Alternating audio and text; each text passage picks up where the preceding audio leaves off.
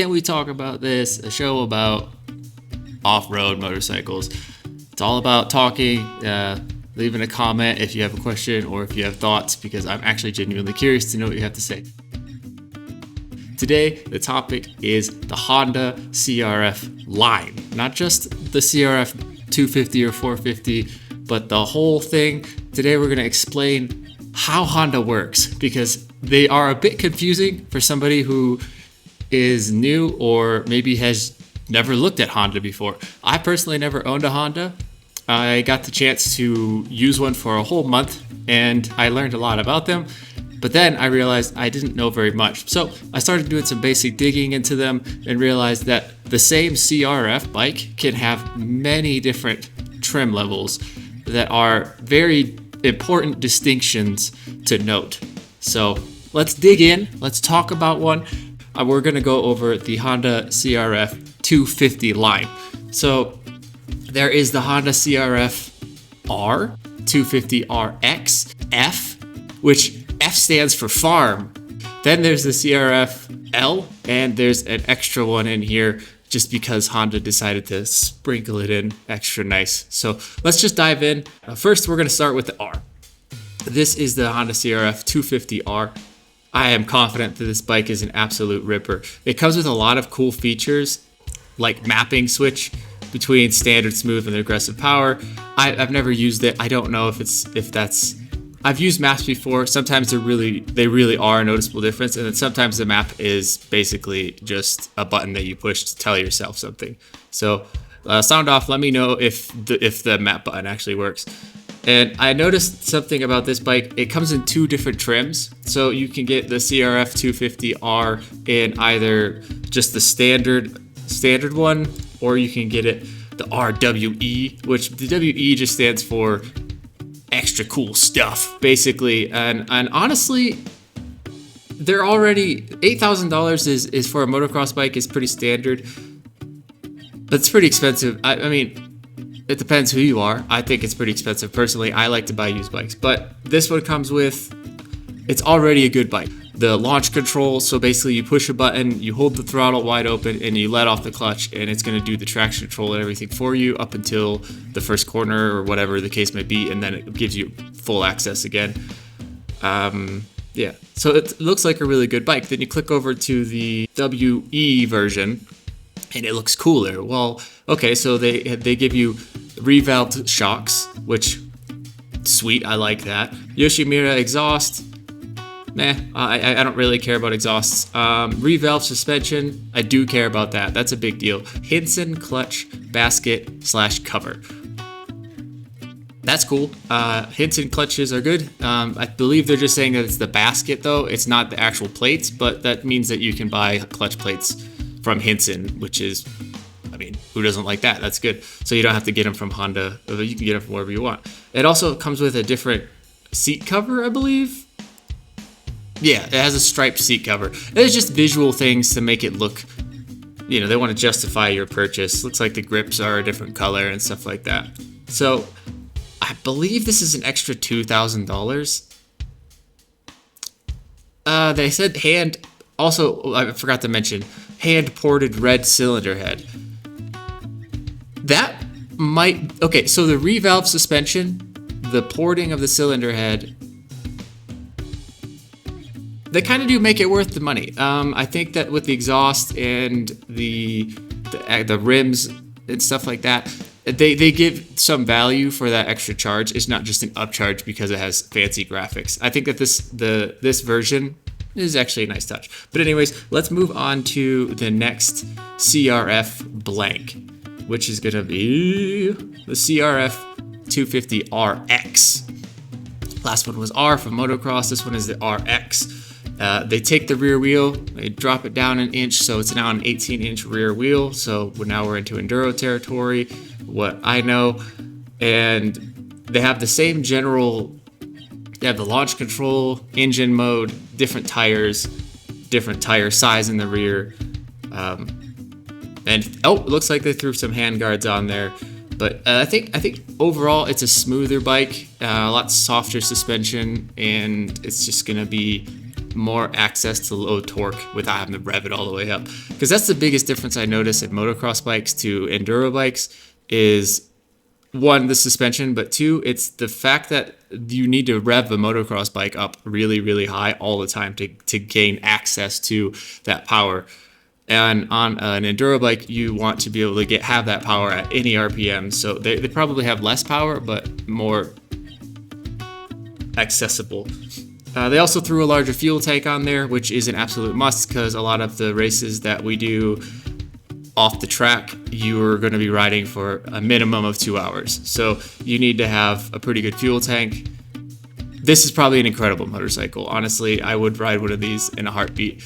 I would love to say that I would love the R's, but I don't do enough. I don't do enough motocross racing to really justify buying one. The price on this is really good. It's similar to the base motocross. Do I wish that they had the RXWE, so it had like the fancy suspension and head? Yes, Honda, please make that happen. But you only get one option in this, in the RX, the off-road, the cross-country model. So yeah, that does kind of suck, but you know, these are all things that are personal and you can adjust them yourself if you want to. You can get your suspension revalved or have your head honed or whatever you want, whatever the case may be. So yeah, it'd be cool to see that option, but they don't offer it. Anyways, CRF 250 blank. Let's go on to option number 3. So this is the F. This is F for farm. This is the one that I spent a month with, but mine was smaller. This is a completely different motorcycle. So if you see somebody riding a CRF and it is the F model, you know that that it's a completely different beast. You can't put them on the same, you can't judge them the same way that you can the other guys. There's a lot of differences, so hold on, we're gonna go over them. First and foremost, it's an air-cooled engine. The others have been water-cooled, so this bike is just a big, bulky block of aluminum with some fins cut into it. It's probably cast, but whatever, you know what I'm saying, to allow air to go through and cool that piston off. So that's a big difference. This is old school tech, and it's really bulletproof. To be honest, I really like air-cooled engines, but there are drawbacks. For example, if you're trying to do anything in sand that's low speed and you have to be wide open, you need a lot of power, but you're kind of going slow. These bikes definitely overheat, and you have to kind of hold off on them. You can't beat them as bad as you can the water cooled ones, especially considering there's no fan or anything. The other main difference to me is the lack of inverted forks. You can see the suspension have like these black socks, and they're thicker at the bottom than they are on top. The chrome shiny bit is on top. This is a very old school fork, and to be perfectly blunt, when you ride these bikes, they feel like old school forks. The suspension on these bikes is very soft. These bikes are 100% designed for the beginner rider, and they're great. I really enjoyed the time that I spent on my buddy's 150F. He had modified it and made it a 180F. And that was an old school carbureted bike though, so there's a big difference between this one and that one. Something that I like about this compared to the one that I spent a month on is the electric start. It's not usually that big of a deal, but this electric start combined with fuel injection, which is right there, that's a big difference. I actually lost probably 20 positions trying to get the little 150 restarted in a race because the carburetor had kind of flooded out and I stalled it. So I'm trying to kick this bike over while the carburetor's flooded. So all I'm trying to do is clear the engine, is clear that carburetor, clear the intake, get everything so that it can start again. All the while people are just passing.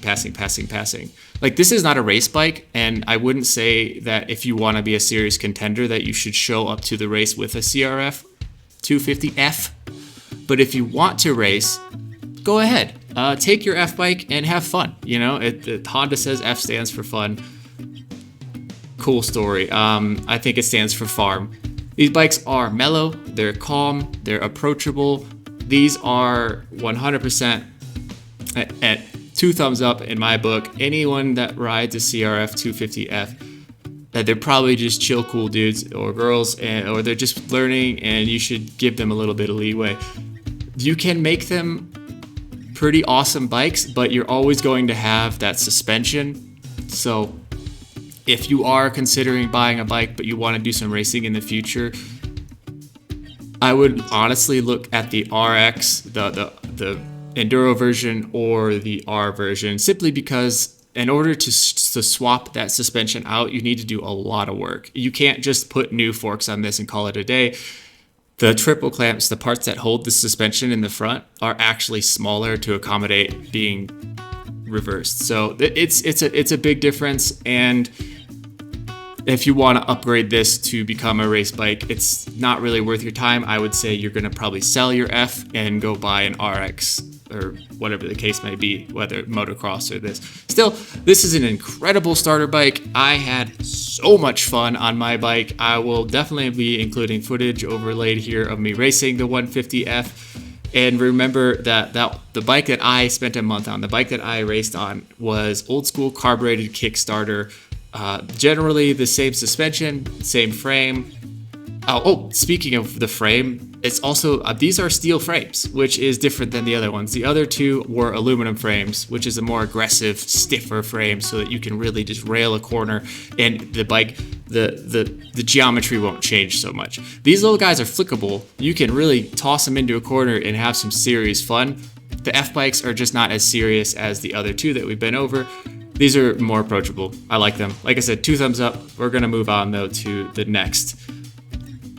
This is where we run into a bit of an issue with the Honda lineup. In the past, this would have been a 250, but now they've updated it to be a 300, solely because I think that people thought a 300 was a more approachable number for the road. So that's where we are. This is the CRF. It would have been a couple years in the past, it would have been the 250, but it's a CRF 300L. So if you see L, no thank you. If you see L at the end, it means dual sport. I don't know why they didn't do D or DS. They chose L. Maybe it means something to them. But so the dual sport bikes are very different. So CRF L bikes are incredibly different, and there's a lot to go over. I'm just gonna skim over and talk about the main points, just for the sake of, not having a super long video. They're still single cylinder. They are now water cooled, just like the race bikes were. That's because they're road bikes, but they are substantially heavier than their CRF off-road compat. These bikes they come with mirrors, lights, indicators, display. Everything about these is designed to go on and off the road. If you're somebody who wants to go to the trails, ride your bike, and then come back, but you don't want to use a truck to haul your bike to the trails, this is the one you're going to want to go with. It does come with that downside of being substantially heavier, and you do have to deal with, the extra complexity of the taillights and stuff like that, which isn't that big of a deal.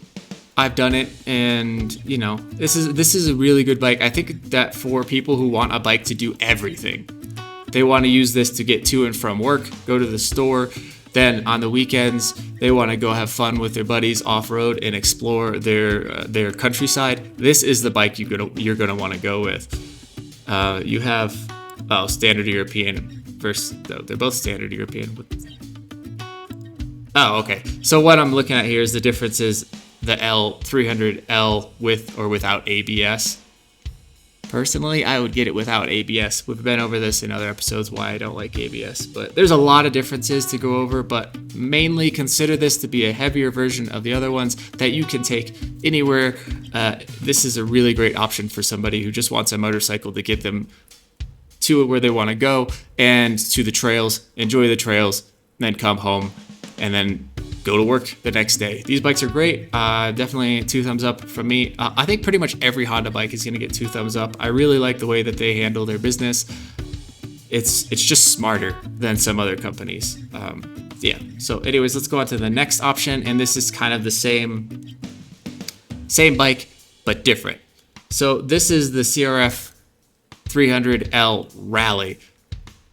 What is the difference here? Well, okay, it's got a windshield for one. That's a big deal. It kind of. You should be standing pretty much the whole time when you're riding one of these bikes anyways, except for commuting. So maybe when you're commuting, this will come in handy. I think it looks cooler. It does have different graphics, or I'm not sorry, it does have different plastics, and it looks more like a rally bike. Okay, that's cool. I would assume, I don't want to assume, hold on. Okay, so the CRF 300L Rally comes with an extra gallon of fuel, so it's designed to go a lot further. Something that's very noticeable is that it has the skid plate that is substantially larger, which is good. I mean, any protection you can get on your bike that doesn't weigh a ton is good. I like that a lot. I think that, in my opinion, this is the better looking of the two bikes, just because, you know, I like racing, so I like rally. I think that it would be interesting if they did have, let's see, if they have a Yoshimura exhaust and reports and stuff like that. Oh, come on, man. They have accessories, enduro foot pegs. Come on, man, let me see. Okay.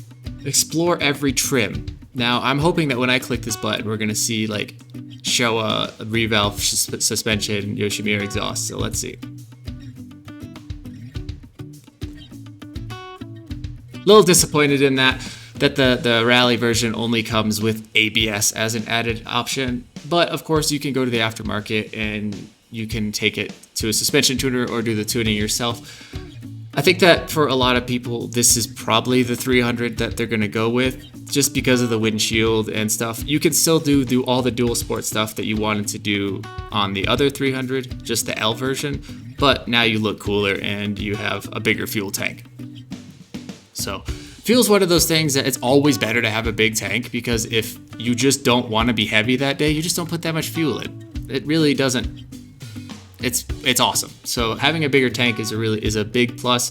Having that under protection, again, a big plus. And the windshield, take it or leave it, depending on what you want. I wear goggles and stuff, and I'm kind of, I can understand for long distance trips. I've had bikes with and without windshields, and yeah, on the highway the windshield is definitely nice. I just don't know if this tiny little windscreen is going to make that big of a difference. If you happen to own this bike, let me know. I'm definitely curious. So now you're up to speed with all of the Honda CRF line. So you'll know when you see a Honda CRF R, you know that that's a motocross bike. And if you see a Honda CRF L, you know that that is a dual sport meant to go on and off road. So one can have a plate, the other one can't. One's a race bike, the other one's not, blah, blah, blah. You know all the stuff. So you can go into the Honda dealership or go at the Facebook Marketplace. So you can go in the Facebook Marketplace or the Honda dealership with more confidence, knowing what you're looking at. So if you're looking for an entry-level great bike, you want the F for fun, for farm, that's the one for you. But if you want to race eventually, depending on the kind of racing, if you want to do motocross, just the R, just keeping it simple. But if you want to do GNCC, hair scramble, enduro, hard enduro kind of stuff like me, you're going to want the RX. So yeah. The F is great. I would take the F bike to anywhere in the world and race it. I just don't think I'd be very competitive, because it is definitely an old school style bike, but you know what? It is fun. I think Honda nailed it with that. So if you've made it this far in the video, you might as well like follow so we can keep talking about other bikes, because I'm going to try and upload these Can We Talk About It all the time. I'm going to keep doing this, and I need more ideas. So let me know ideas for more Can We Talk About This. Just talk about motorcycles, off-road motorcycles, whatever the case may be. Could be adventure bikes, could be dirt bikes, could be race bikes. It's all good. Yeah, so I'll see you guys in the next one. As always, thank you so much for watching.